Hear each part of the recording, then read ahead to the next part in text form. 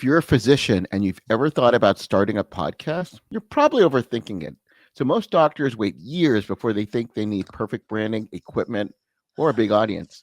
So today, Ann and I, we're going to show you exactly how to start without tech overwhelm. Let's talk about starting a medical podcast today. My name is Dr. Mike Booming, My name is Dr. Ann Trung. and we're going to talk about why podcasting is one of the highest leverage authority platforms for physicians, how it can build credibility, trust, referrals, and opportunities. So let's walk you through the exact steps. So, Ann, I know we both have podcasts on here. Let's talk about why do they want to start a podcast? Or more importantly, what should they even talk about? Why you want to start a podcast is just to let people know that you exist, that what you do, who you help, and how you help, because that is the way to get people to know you beyond the clinic. Before, it used to be just word of mouth and then putting an ad in the newspaper or something like that. But that doesn't work anymore. Everybody now is online, it's on digital. Newspaper, nobody read the newspaper anymore. And so this is how you amplify your personality, your brand, and to tell people that you exist. So the word brand is very ambiguous sometimes, and we probably need to spend time discussing about that. But what it is really to let people know you exist and how you can help them and who do you help. Because oftentimes doctors are in their office working hard, but they struggles with getting qualified, good patient to their office. And oftentimes they don't know what to do. But so starting a podcast is one way of being seen. And another way is also to build authority and build leadership because it shows that you are the expert in the field, that you are also credible, but it's also a really intimate way for you to talk to your prospect and listeners. I've been a podcast listener longer than I've been a YouTube viewer. And I love just when I'm working out and I listen to a podcast. And in fact, that's how I met Mike was through his podcast while I was walking during COVID. So it's really a way to connect with maybe your next colleague, your next collaborator, your next patient. So those are the main thing of doing a podcast. And guess what? Starting a podcast is so affordable and then it's just easy entry that you don't have to spend a lot of money to do a podcast. Most podcast platform is like $20. And so, but it's such an easy way to build your authority and leadership and to be heard. And so that's what we want to do today is to kind of show you step by step on how to do it. It's so affordable. And I know that Mike has been doing it for a long time and he has a big following.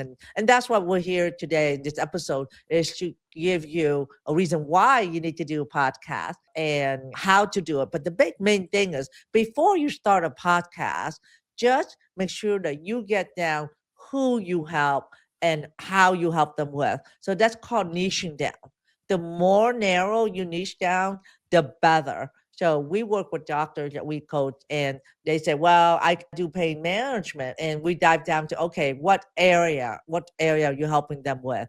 So we would narrow down to knees. And then we would say, is it arthritis or is it post-surgical? Is it athletic injury? And then it will be more arthritis. So we would be narrowing down to baby boomers with arthritic knees that doesn't want surgery. That's how niche down you want to be. You don't want to say, well, I help all people with pain. That's just too broad because when you talk to everyone, you talk to no one. So before you even start a podcast, narrow down who you help, even down to that one person.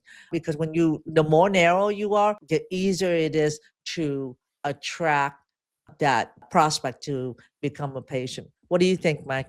Yeah, and I think like the old adage, the niche is in the riches on there, and the more specific you can be, it's always going to be broad. So again, I always think about like who is my audience? Who is this for? Am I working my audience physicians? Is it patients? Is it specific specialty? Wellness patients? Is it entrepreneurs? And the more specific you can be, the more powerful it can be. There's one physician out there who has a podcast on weight loss. It sounds great, but her focuses on just weight loss for physicians, weight loss for healthcare professionals.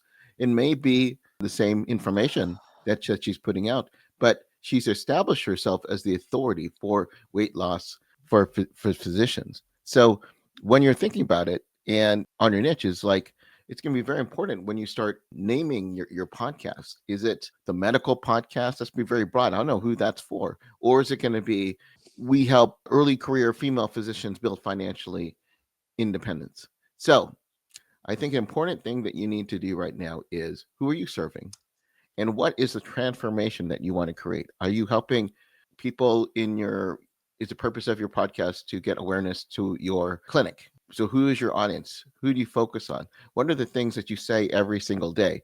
That is who you want to serve. So you can decide whatever you want to do, whatever the purpose is of the podcast. You need to understand your audience, and you need to understand what kind of transformation that you hope to create. So then the next part is pick a format that you can sustain. And that's very, very important, is a format that you can sustain, but not in a way that is not consistent, like a podcast platform and YouTube consistency. So is it once a week? Is it twice a week? It shouldn't be like you do it once every 3 weeks or once a month and then once 3 months. You want to set up a cadence that you can stick to with your bandwidth and what everything that you're doing now, and decide whether it's by yourself as a solo show or with a co-host like me and Mike, or a panel, an interview. Let's talk about the benefit of solo. So I also have a second podcast that I talk about sexual health for men, and Mike also has a second podcast as well, Bootstrap MD, and that's a solo show, but I know that Mike does interviews as well, and so do I. So solo show will help you with authority building. It's faster for you to record. And thing about podcasts is that it's audio, so you don't have to worry about what you look like, especially if you're a woman. You don't have to get all makeup up and glam up and everything. You just record the audio component of it. And now with software that's easily available, you can literally record it on your phone on the go as well. And so it's great for educational content if you do solo. So, Mike, you want to talk about the co-host and the interview show? Because I know you do a lot of these. Yeah. So like I said, I'll just a little nugget solo show, like you said, just the ability to record, getting it up there right away. And so that is one that there's definitely pros, but there's also cons too. Sometimes you have to get used to talking to yourself for about 20 to 25 minutes, which if you've never done it before, it can be a little bit daunting on there. I'm just used to it by now. I'm no Anna's used to it by now, but when you're first starting, it does kind of feel a little bit uneasy. So those are some kinds of things. But if you're first starting out, that's one way to go. I've also done co-hosts, did one with Anne, and it's worked great. I think it's easier for people that don't have that difficulty trying to speak on themselves. It's usually there's a natural flow to it. There's a chemistry to it. That's a great option as well. Some of the cons on it, not in my case with Anne, but I had a co-host before years ago on a podcast, and my co-host initially had the same amount of enthusiasm that I did, but then life got in the way. He had some family issues, couldn't quite making it.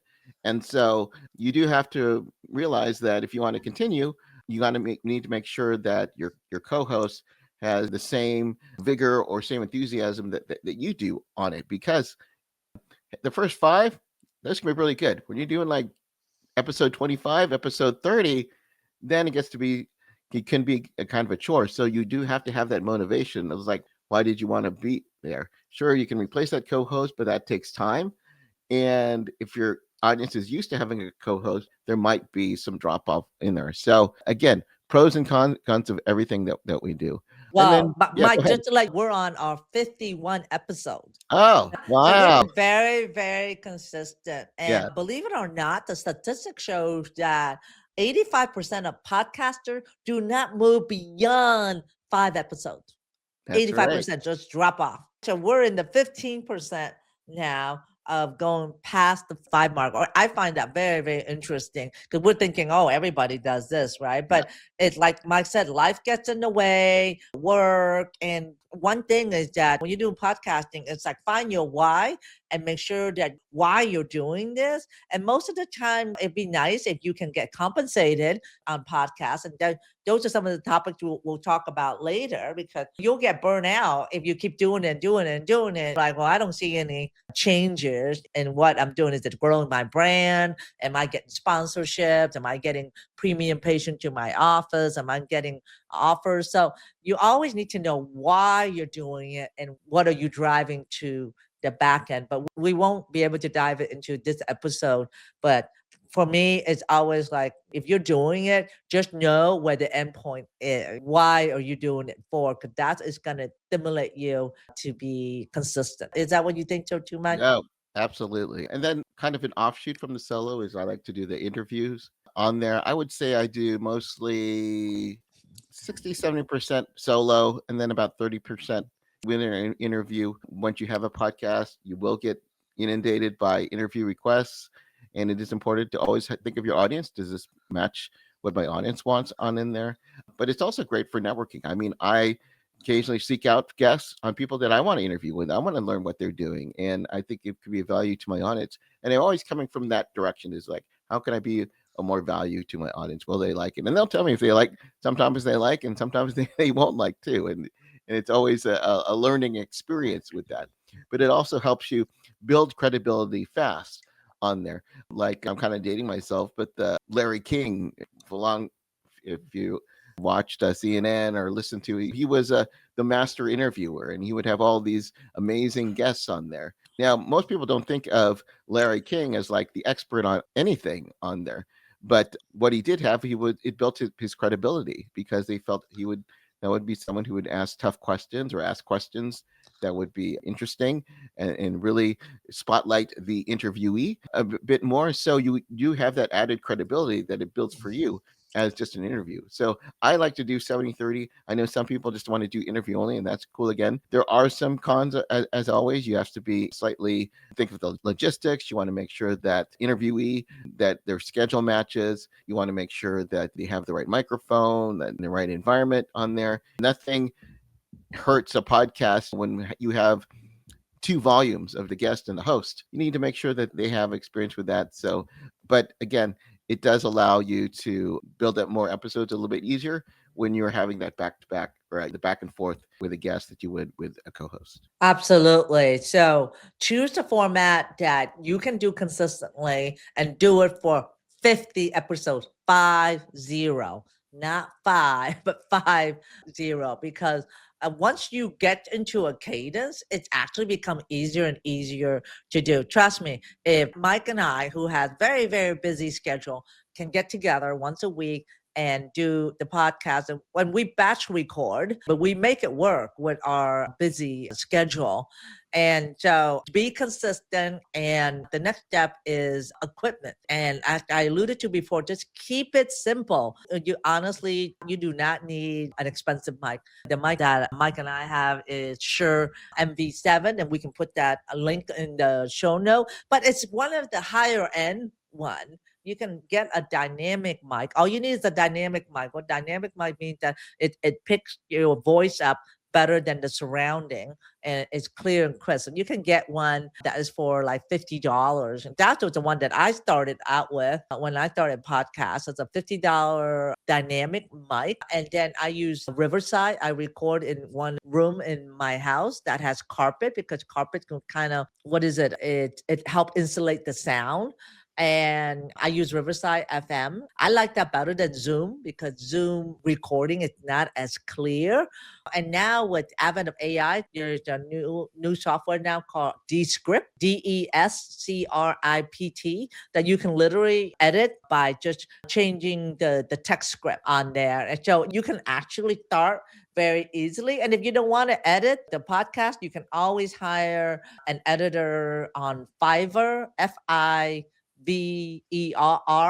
or on Upwork to edit your podcast. And it shouldn't be more than about $50 per episode. So when I first started out, no idea what editing is. So I just hired somebody from Upwork to do my podcast. And then once I became more consistent, I hire a VA who works for me full time to do all the editing at this point. Anything else you want to add on that, Mike? Yeah, and I'm going to give a quick plug.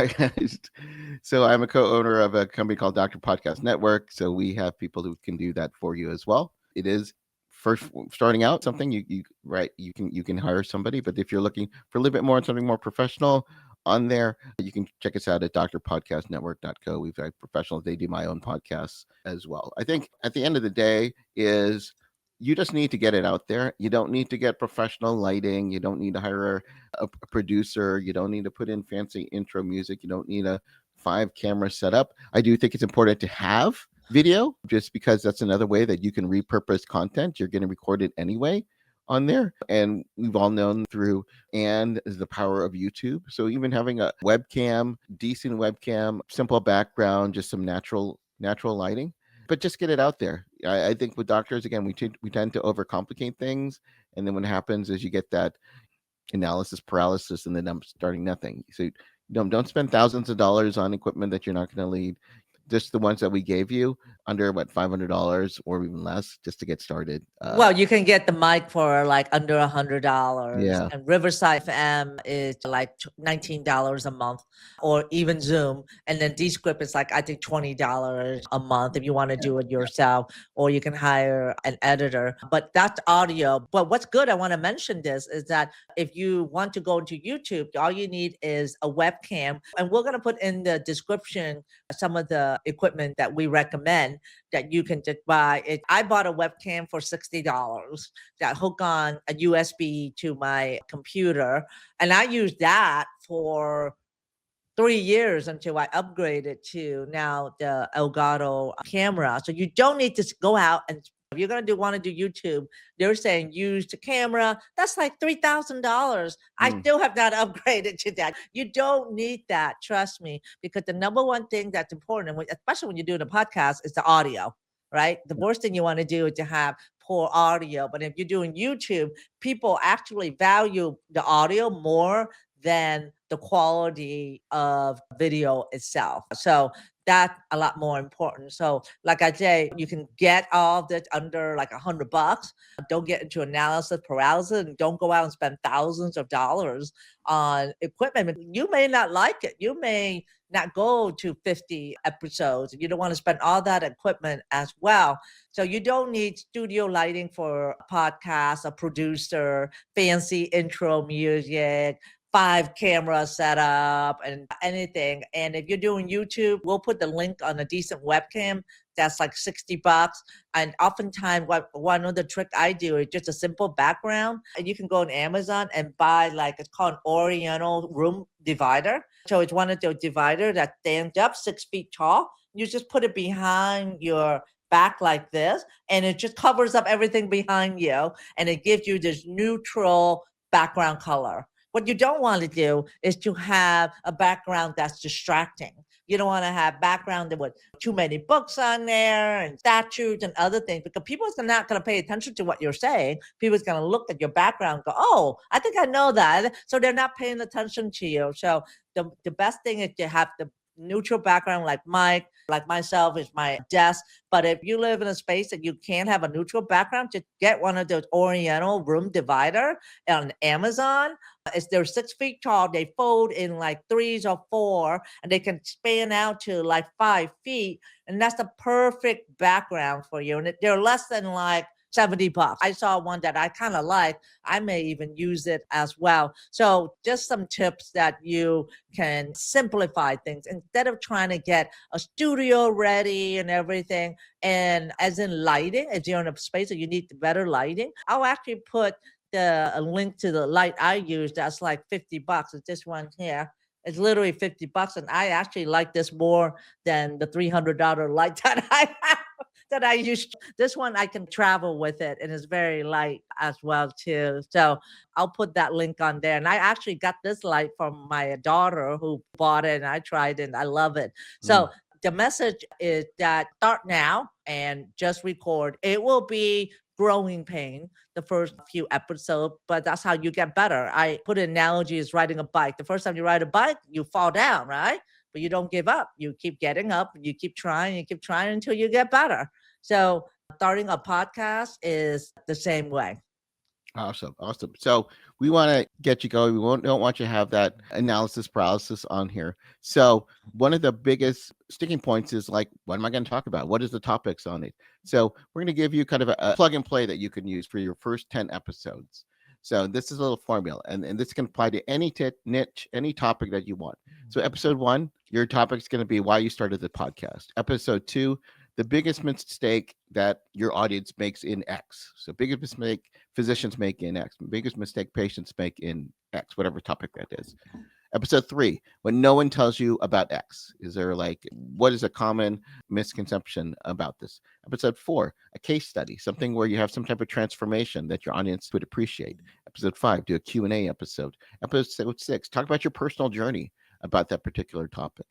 Episode 7, myths, the top 5 myths in X. Episode 8, what's the reality, a reality check in that particular topic, or burnout in that topic. Episode 9, what is a lesson that you learned on this particular topic, on your business, on your practice, whatever that applies to you. And episode 10 is, if I could do something different, what would that be?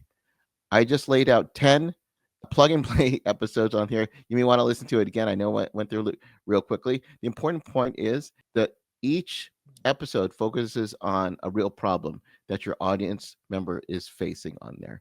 You don't need to chase what is hot or what's trendy, focusing on solving real problems.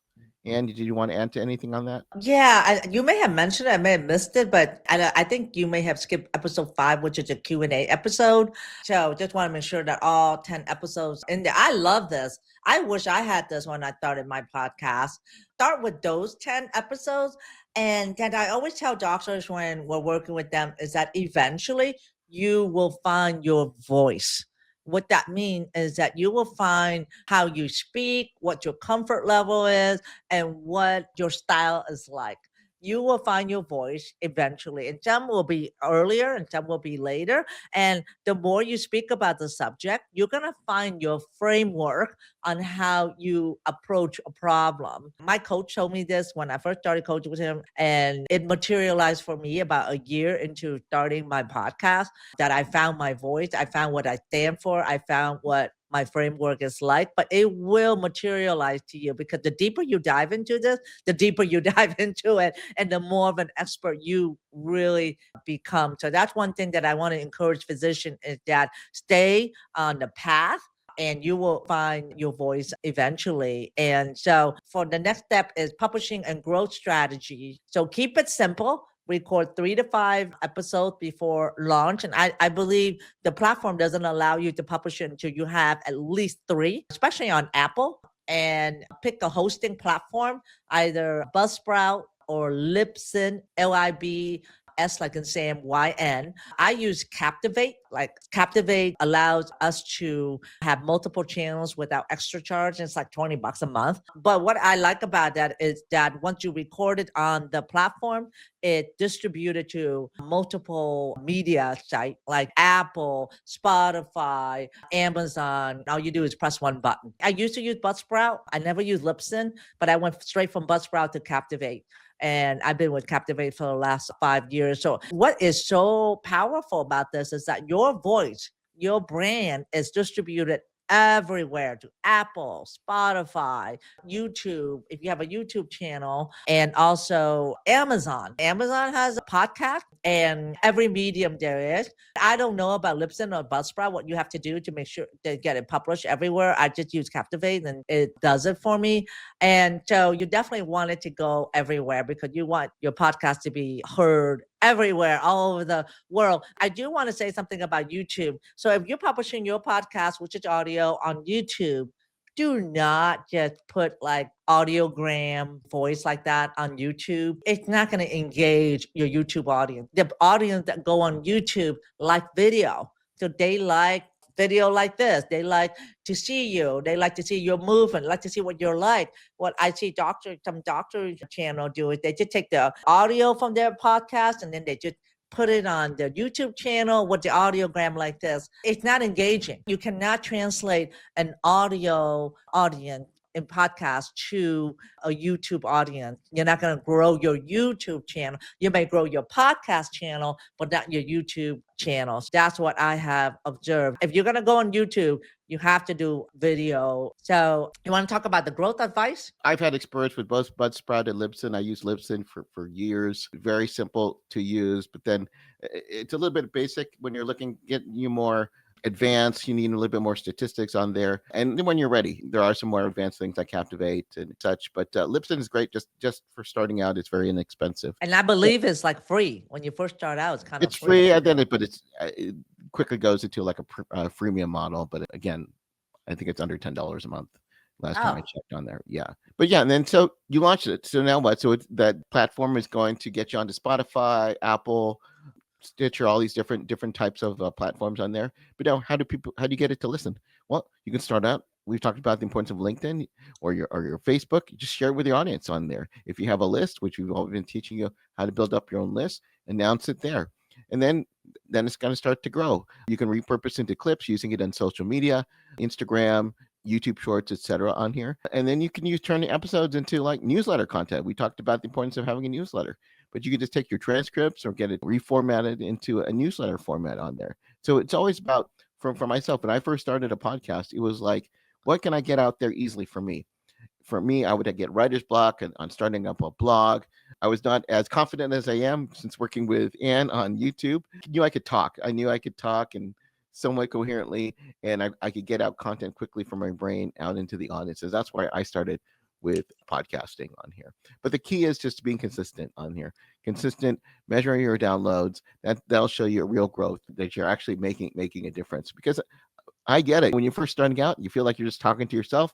You don't know who you're going to reach. But then when I get emails from someone like Ann and say, I haven't listened to you for this time, I ended up getting my business partner and they did their due diligence by listening to my podcast episodes. Say, hey, I think Mike is someone that we can work with here. When I've been to going and flying outside the country and someone's telling me from Germany, oh, I used to listen to you on my treadmill on there. And it's just like, it just brought the ability to network and just brought that closeness because they feel like one of my honest members like, yeah, well, you're like a friend. I haven't met you before, but I've listened to all of your podcasts. I listened to your experiences and I felt I've already know you already. So that's what really is the power of having a podcast. All righty. So yeah, you want to finish up, Anne, as we're getting. yeah. So the real thing is that, Doc, I know you may be thinking, all right, who am I to speak? Well, I want you to reframe it to you speak to your patient every day.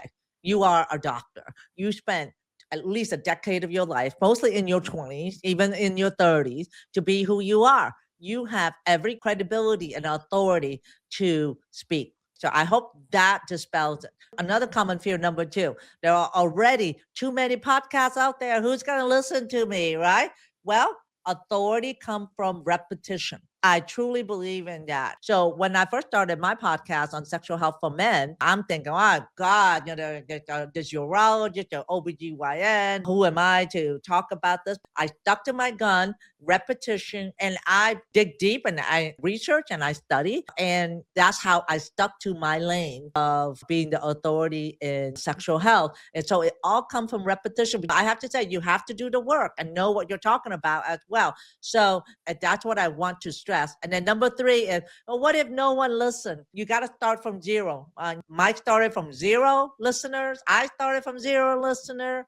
And John Lee Duma started from 0 listeners. But we've all have grown since then. So your future opportunities come from your voice being heard. And the only way to grow is to get better and grow. But you got to start somewhere. Let's say, just think of your mindset when you started med school. You tell yourself, well, I'm going to flunk out after the first week. You tell yourself that? No. You tell yourself you go to med school, you know it's going to be hard, but you're going to put in the work, you're going to put in the consistency, you're going to persevere and go most of us go week by week, right? Or day by day, but we don't know what's going to happen, right? To have that same mentality when you approach starting a podcast or even a YouTube channel, it comes from consistency. It comes from being able to persevere as well. I would tell doctors, you went to med school. That means you can do anything you want to set your mind to at the time. So make it practical. Your first 20 episodes are going to be repetition, not performance, and do not get over analyze the analytic. And honestly, to this point, I don't even pay attention to how many downloads I have or how many subscribers I have. I really pay attention to how is it growing my authority, my leadership, and my bottom line revenue. So to summarize, when you start a medical podcast, you need to know who is the person you're talking to. And the more narrow, the better, and how you're going to help them and what you're going to help them with. And you want to pick a format. Is it solo, interview, or co host? You want to pick your equipment. It will take you less than $100 to start with. And you want to plan your first 10 episodes that Mike had specified earlier so you can rewind. And in fact, we'll have the transcript for this available as well, too. And number 5 is consistency up to 50 episodes as well. And just tell yourself that you're just going to do that and stick with it. Anything you want to add, Mike? No, I think we summed it right there. We look forward to hearing about your podcast, and we do have a group where we would like you to join. Maybe we want to talk about that, the Doctor's Online Success, and we'd love to hear when you launch your podcast. Well, great, because our group is the private room for physician building income beyond the clinic. You can join at Doctors Online Success, doctors with an S.com school group. Once you join, you're going to get free courses in there on how multiple ways physicians can start passive income.